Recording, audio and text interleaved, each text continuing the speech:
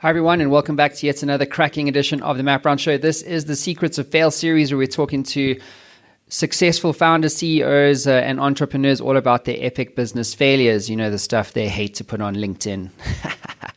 So with us in the hot seat today is the CEO of GoFormz with Z.com. His name is Rob Brewster. Rob, welcome to the show. Thank you, Matt. It's a pleasure to be here. Awesome, brother. Well, look, kick us off with the elevator pitch. What exactly are you guys up to at GoFormz? Yeah, happy to do so. So GoFormz, as the name kind of implies, is we are taking paper-based processes and making them digital.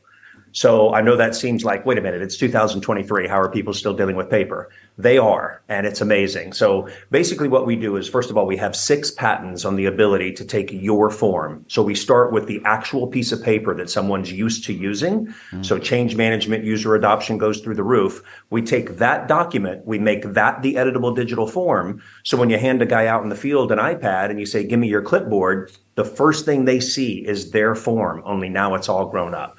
So we serve industries like construction, energy, field service type use cases.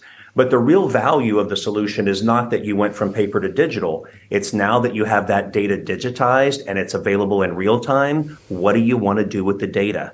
How do you pre-fill the form? How do you have, when that form is complete, go back to your system of record? How do you then start to run analytics on your business to improve your business? So GoFormz is, it's a really simple yet elegant solution from the standpoint of getting people off paper. But then once they realize that they have all this data, it really becomes a business transformation tool.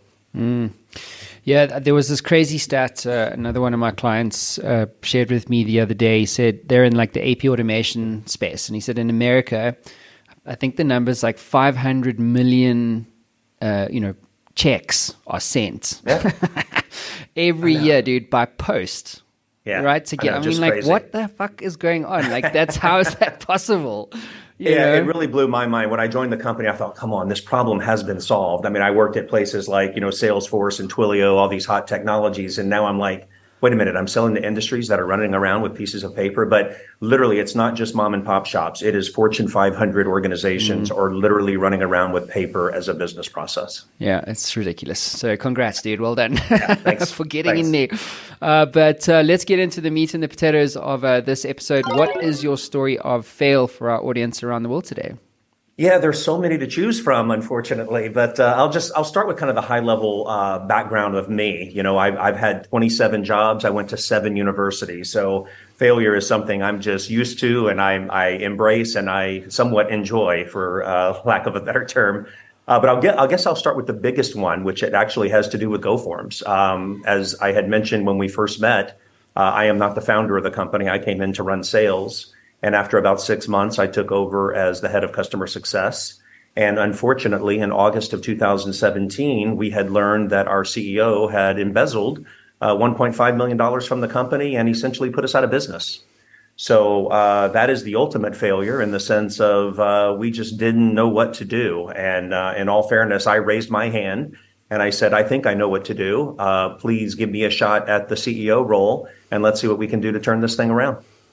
Yes, that's crazy. It really is. By the way, that's another reason the manual check thing, that when checks are being sent and invoices, everything being sent manually, it's another. Yeah. It opens the whole space up for fraud. Exactly what you just said. So, what did that whole experience teach you, and where did you guys net out at the end of the day? Well, it taught me that, not everybody in the world has the best intentions, right? I always go in with the idea that people are good and I look for the positive in things. And I knew the guy wasn't the greatest CEO in the world. And I was trying to do what I could to, help him make decisions to benefit the company. So when he did end up, saying that, yes, I did do this and we caught him clearly, it was easy for me to raise my hand and say, look, I know what to do because I've been telling him what to do and he just hasn't been doing it. So I think, number one, it was, some people are bad, that's just the reality of the world, even though I still have a positive attitude in every interaction I have. And number two, I learned a whole lot about myself as it relates to resiliency, the ability to get punched in the gut every morning and still say, I got this, because we went through a lot, as you might imagine. It wasn't just the fact that the money was gone. It was, can I go raise money to help us survive? Can I right size the company to allow us to survive? Can I make the right decisions related to the people that I kept versus the people that I let go? And then as you continue down that path, you forget, there's still other things that are going to occur. Now I have to, this is public information. I've got to get through security reviews. I've got to, other lawsuits coming. It was a little bit of nonsense for a while, but like I said, this was 2017. Today we are a $14 million ARR company. We're heading towards profitability. We're well funded. We've got great customers. It's so far behind us that it's almost not a story worth telling anymore, other than, our success is really what it's about, right? When I decided to stay and turn this company around, it was about the idea that we're going to make this place something special, and we're well on our way to doing that. Absolutely. So, Rob, if you could get into the Matt Brown Show time machine and have the luxury or privilege of going back in time, what would you do differently, if anything?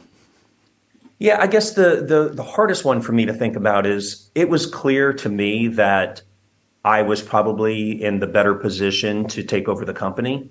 And I even had a few employees along the way go, man, you're better than this guy. Why don't you run the company? And I took the approach of, no, that's not who I am. I'm not here to undermine anybody. I came in here to be the head of sales, and that's the role I'm going to play. And if I were to look back on it, I think the smarter thing to do would have been to raise my hand earlier and say, I should be running this place and take it over.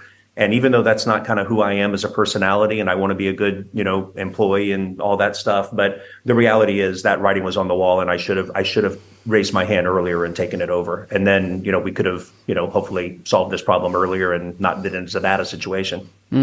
It's interesting that a lot of employees won't go to the CEO and go, "You suck." It's a delicate conversation to have, but yeah, that's what I should have done. Yeah, absolutely. What is your advice to other CEOs today, Rob, in the sense of, the importance of failing or failure in becoming successful as a business? Yeah, I think a lot of people use the term, fail fast, and a lot of companies talk about, oh yeah, we embrace failure. I think you have to have a culture of failure, and I actually think it starts at the top. You can't just tell your employees it's okay to fail and then think that you have a culture that reflects that. I think it really does start at the top, that you have to fail. You have to share your failures, and you have to say it's okay that I did this and I learned from it and this is what I learned, because people can talk about it all day long, but at the end of the day, no one's going to feel that, oh, I can fail. Oh, okay, great. You have to show real world examples. And look, if you're actually believing in it and it is your culture, then you as a CEO should be failing, and you should be failing frequently, and you should be sharing those failures. So I think my only advice would be, don't get so caught up in that you're the boss. And even though you may think failure is okay for them, it's actually okay for you, and you need to be the one to share it. Absolutely. What about books, tools, or resources, Rob, that you use or that you recommend to other, CEOs, entrepreneurs on their journey? I get asked that question a lot, and I'll be honest with you. I'm not that big on all the books and the resources. In all fairness, I have a lot of mentors and peers and people that I just love to communicate with. I like getting real world examples of what's happening out there versus a book that was written 3 years ago and I need to go read about. So when I read for pleasure. I love to check out and go to some fantasy land for reading. I'm not big on the business books. And I'm sure a lot of people would say, oh, well, that's silly. Why wouldn't you do that? I get all of that from my interactions that I have on a daily basis with my peers and my mentors. Yeah, fair enough. I mean, I also, it's a time thing, isn't it? I mean, I love reading for pleasure. I love, the murder mysteries and the courtroom dramas, and, give me that kind of a book all day long versus I've been doing this all day and now I'm going to go read about it. No, thank you. Yeah. It's funny enough, a mentor of mine, Howard Mann, he's also been on the show a few times over the years. And when I got to the States, he sent me a book called Fewer Better. I did an interview with him on the Secrets of Scale series. And when he gave me the book, I was like, I don't have time to read this fucking book. Do you know what I mean? I was like, I don't have time, dude.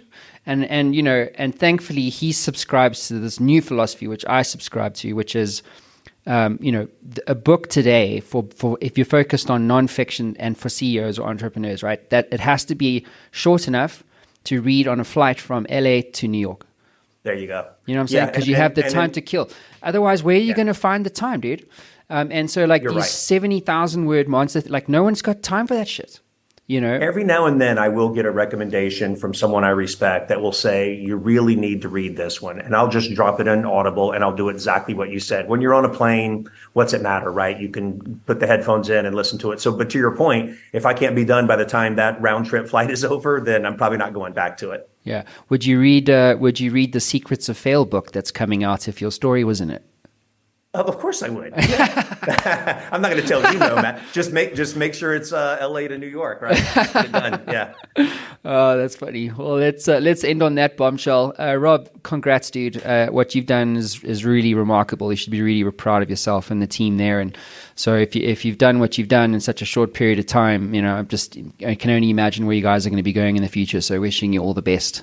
Well, I appreciate that, Matt. Thank you. Anytime. Thanks, everyone.